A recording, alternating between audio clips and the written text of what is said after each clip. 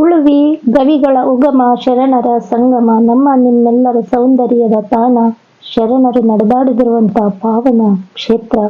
ಈ ಕ್ಷೇತ್ರಕ್ಕೆ ಹೋಗುವುದನ್ನು ಮುಂದೆ ನೋಡ್ತಾ ಹೋಗಿ ತೋರಿಸ್ತಾ ಇದ್ದೀನಿ. ಆತ್ಮೀಯ ಬಂಧುಗಳೆಲ್ಲರಂತ ರತ್ನಕ್ಕೆ ಶರಣಾರ್ಥಿ. ಆಶ್ರಮಕ್ಕೆ ಹೋಗ್ಬೇಕು, ಉಳುವಿ ಆಶ್ರಮಕ್ಕೆ ಅಂದ್ರೆ ಯಲ್ಲಾಪುರಕ್ಕೆ ಹೋಗ್ಬೇಕು. ಹುಬ್ಳಿ ಕಡೆಯಿಂದ ಹೋಗೋರು, ಉಳುವಿ ಕಡೆಯಿಂದ ಹೋಗೋರು ಧಾರವಾಡ, ದಾಂಡೇಲಿಯಿಂದ ಹೋಗುವಂಥದ್ದು. ಯಲ್ಲಾಪುರದಿಂದ ಹೋದ್ರೆ ನೋಡಿ 2 ಕಿಲೋಮೀಟರ್ ಇಂಥ ಕಾಡಲ್ಲಿ ಹೋಗ್ಬೇಕು. ಯಾವುದೇ ಬಸ್ಸುಗಳಿರೋದಿಲ್ಲ. ಅಲ್ಲಿಂದ ತೂಗು ಸೇತುವೆವರೆಗೂ ಹೋಗ್ಬಿಟ್ಟು ಆಗ ಅಲ್ಲಿಂದ ತೂಗು ಸೇತುವೆಯಿಂದ ಆಶ್ರಮದ ಗಾಡಿ ಬರ್ತದೆ. 3 ಕಿಲೋಮೀಟರ್ ಆಶ್ರಮಕ್ಕೆ ಹೋಗುವಂಥದ್ದು ಅವ್ರದ್ದೇ ಆದ ಜೀಪಿನಲ್ಲಿ. ಆಶ್ರಮಕ್ಕೆ ಹೋಗುವ ದಾರಿಯಲ್ಲಿ ಒಂದು ಮಂಟಪ ಇದೆ. ಅದು ಒಬ್ಬ ಶರಣರದು, ಬೇಚಯ್ಯ ಶರಣರು ಅಂತ. ಅವರು ಅಲ್ಲೇ ಐಕ್ಯವಾಗಿರುವಂಥ ಸ್ಥಳ. ಯಾಕೆ ಅಂದರೆ ಅವರು ಒಂದು ಭೇದ ಭಾವ ಮಾಡಿದ್ದಕ್ಕೆ ಇಲ್ಲೇ ಕಾಯ್ತಾ ಇರಬೇಕು ಅಂತ ಚನ್ನಬಸವಣ್ಣನವರು ಹೇಳಿ ಹೋಗ್ತಾರೆ.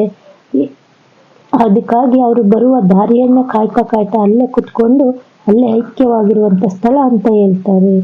ಅಲ್ಲಿ ಹುತ್ತ ಬೆಳೆದಿದೆ, ತುಂಬ ಚೆನ್ನಾಗಿದೆ ನೋಡುವಂಥ ಪ್ಲೇಸು. ಅಲ್ಲಿ ಧ್ಯಾನ ಕೂಡ ಮಾಡಬಹುದು. ಗಾಡಿಯಲ್ಲಿ ಹೋದ ನಂತರ ಶಿವಪುರದ ಆಶ್ರಮ, ಬಸವಾಶ್ರಮ ಸಿಗುತ್ತದೆ. ಅಲ್ಲಿ ಹೋದ್ಮೇಲೆ ಎಷ್ಟು ಆನಂದ ಅಂತೀರಿ, ನೀವೇ ಕಣ್ತುಂಬಿಕೊಳ್ಳಿ. ಪೂರ್ತಿಯಾಗಿ ವಿಡಿಯೋ ನೋಡ್ತಾ ಹೋಗಿ. ಹೋದ ತಕ್ಷಣ ಆಶ್ರಮದ ತುಂಬ ಭಕ್ತರೆಲ್ಲ ಧ್ಯಾನಸ್ಥರಾಗಿದ್ದರು. ಹಾಡು ಭಜನೆಗಳನ್ನು ಮಾಡುವುದರಲ್ಲಿ ನೋಡಿ, ಮಲಗೋರು ಮಲಗಿರ್ತಾರೆ, ಹೇಳೋರು ಹೇಳಿರ್ತಾರೆ, ಓಡಾಡೋರು ಓಡಾಡ್ತಿರ್ತಾರೆ, ಹಾಡು ಹೇಳೋರು ವಚನ ಹೇಳೋರು ಹೇಳ್ತಾ ಇರ್ತಾರೆ. ಎಷ್ಟು ಅವರದೇ ಆದ ಆನಂದದಲ್ಲಿ ತಲ್ಲೀನರಾಗಿದ್ದಾರೆ. ಇಲ್ಲಿ ಶರಣರ ಎಲ್ಲ ಭಾವಚಿತ್ರಗಳನ್ನು, ಮೂರ್ತಿಗಳನ್ನು ಸ್ಥಾಪನೆ ಮಾಡಲಾಗಿದೆ. ನೋಡಿ ಎಷ್ಟು ಸಂತೋಷದಿಂದ ಆಡ್ತಾ ಇದ್ದಾರೆ. ಭಕ್ತಿಯ ಭಾವದಿಂದ ತಲ್ಲೀನರಾಗಿ ಆಡ್ತಾ ಇದ್ದಾರೆ. ಭಕ್ತಿ ತುಂಬಿ ಹರಿಯುತ್ತಾ ಇದೆ.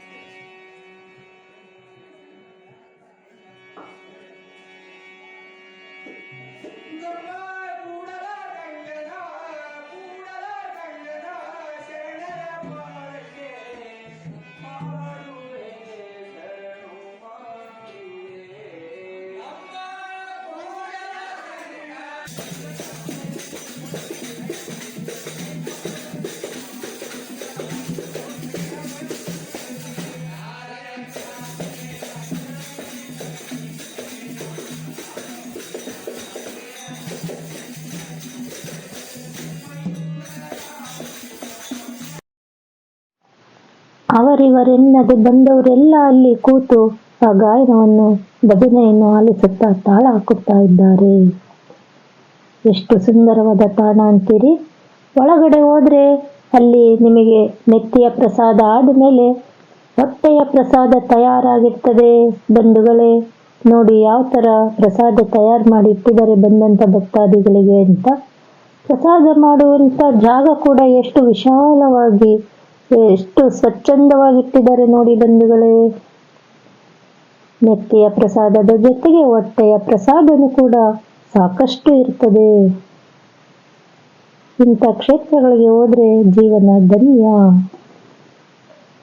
ಹಾಗಾಗಿ ಯಾವುದ್ಯಾವುದೋ ದೇವರ ದೇವಸ್ಥಾನ ಅಂತ ಹೋಗೋದ್ರ ಬದಲು ಇಂಥ ಶರಣರ ತಾಣಗಳಿಗೆ ಹೋಗಬೇಕು ಅಂತ ಹೇಳಕ್ಕೆ ಇಚ್ಛೆ ಪಡ್ತೀನಿ. ನೋಡಿ ತರಕಾರಿಗಳನ್ನ ಎಷ್ಟು ಶಿಸ್ತುಬದ್ಧವಾಗಿ ಜೋಡಿಸಿದ್ದಾರೆ. ನಿಮ್ಮ ಮನೇಲಿ ಈ ಥರ ಜೋಡಿಸ್ಕೊಂತೀರಾ? ಅಷ್ಟು ಸಾವಿರಾರು ಭಕ್ತಾದಿಗಳಿಗೆ ಪ್ರಸಾದದ ವ್ಯವಸ್ಥೆಗೆ ಅಂತ ತರಕಾರಿಗಳನ್ನ ನೀಟಾಗಿ ಜೋಡಿಸಿದ್ದಾರೆ. ಅಷ್ಟೇ ನೀಟಾಗಿ ಪ್ರಸಾದ ಕೂಡ ಇರ್ತದೆ. ಬಿಸಿ ನೀರಂದವ್ರಿಗೆ ಬಿಸಿ ನೀರು, ಸ್ನಾನಕ್ಕೆ ಕುಡಿಯೋಕೆ, ತಣ್ಣೀರಂದವ್ರಿಗೆ ತಣ್ಣೀರು ಇರ್ತದೆ. ಕಾಫಿ, ಟೀ, ಸ್ವೀಟು, ಖಾರ ಎಲ್ಲ ಥರದ ಪ್ರಸಾದದ ವ್ಯವಸ್ಥೆ ಇರ್ತದೆ ಬಂಧುಗಳೇ. ನೋಡಿ ಯಾವ ರೀತಿ ಮಾಡ್ತಾ ಇದ್ದಾರೆ ಅಂತ. ಇಲ್ಲಿ ಚಿಕ್ಕ ಚಿಕ್ಕ ಹಾಗೆ ಖಾಲಿ ಆದ ತಕ್ಷಣ ಬಂದಂತ ಭಕ್ತಾದಿಗಳಿಗೆ ಸಣ್ಣ ಸಣ್ಣ ಪುಟ್ಟ ಪುಟ್ಟ ಪ್ರಸಾದಗಳನ್ನ ತಯಾರು ಮಾಡ್ತಾ ಇರ್ತಾರೆ ಬಂಧುಗಳೇ. ನೋಡಿ ಇದು ಒಂದು ಪ್ರಸಾದ ನಿಲಯ. ಇದರಿಂದ ಕೆಳಗಡೆ ಹೋದ್ರೆ ಸಾವಿರಾರು ಭಕ್ತರಿಗೆ ಮಾಡುವಂತ ಪ್ರಸಾದ ನಿಲಯದ ಒಲೆಗಳು. ನೋಡಿ ಎಷ್ಟು ದೊಡ್ಡ ದೊಡ್ಡ ಪಾತ್ರೆಗಳನ್ನು ಇಟ್ಟಿದ್ದಾರೆ ಅಂತೀರಿ. ನಿರಂತರವಾಗಿ ದಾಸೋಹ ನಡೀತಾ ಇರ್ತದೆ ಬಂಧುಗಳೇ. ಹೊಟ್ಟೆಯ ಪ್ರಸಾದದ ಜೊತೆಗೆ ನೆತ್ತಿಯ ಪ್ರಸಾದನೂ ಕೂಡ ಇರ್ತದೆ. ಜ್ಞಾನ ದಾಸೋಹವನ್ನು ಕೂಡ ಮಾಡ್ತಾ ಇದ್ದಾರೆ ಈ ಶಿವಪುರ ಆಶ್ರಮದಲ್ಲಿ, ಬಸವಾಶ್ರಮದಲ್ಲಿ. ಇಲ್ಲಿ ಹೇಗಂದ್ರೆ ಒಂದು ಊರಿನ ಭಕ್ತಾದಿಗಳು ಒಂದು ಸಮಯದ ಪ್ರಸಾದವನ್ನು ತಾವೇ ಎಲ್ಲಾ ತರಕಾರಿ, ಅದಕ್ಕೆ ಬೇಕಾದಂತ ಸಾಮಗ್ರಿಗಳನ್ನ ತಂದು ತಾವೇ ಸ್ವಚ್ಛ ಮಾಡಿ, ತಾವೇ ಪ್ರಸಾದ ರೆಡಿ ಮಾಡಿ, ತಾವೇ ಭಕ್ತಾದಿಗಳಿಗೆ ಉಣಬಡಿಸಿ, ಮತ್ತೆ ಆ ಪ್ರಸಾದದ ಎಲ್ಲ ಪಾತ್ರೆಗಳನ್ನು ತಾವೇ ಸ್ವಚ್ಛ ಮಾಡಿಡುವಂತ ಕಾರ್ಯ ನಡೀತದೆ ಈ ಶಿವಪುರ ಆಶ್ರಮದಲ್ಲಿ. ಒಂದು ಸಮಯದ ಊರಿಂದು ಒಬ್ಬ ಊರಿನ ಭಕ್ತಾದಿಗಳದಾದ್ರೆ ಮತ್ತೊಂದು ಸಮಯದ ಪ್ರಸಾದ ಮತ್ತೊಂದು ಊರಿನ ಭಕ್ತಾದಿಗಳದು. ಹೊಟ್ಟೆಯ ಪ್ರಸಾದ ಆದ ನಂತರ ನೆತ್ತಿಯ ಪ್ರಸಾದ ಮುಂದುವರಿಯುವುದು ಮುಂದಿನ ಭಾಗದಲ್ಲಿ, ಮುಂದಿನ ಸಂಚಿಕೆಯಲ್ಲಿ. ತಪ್ಪದೆ ನೋಡಿ ಬಂಧುಗಳೇ.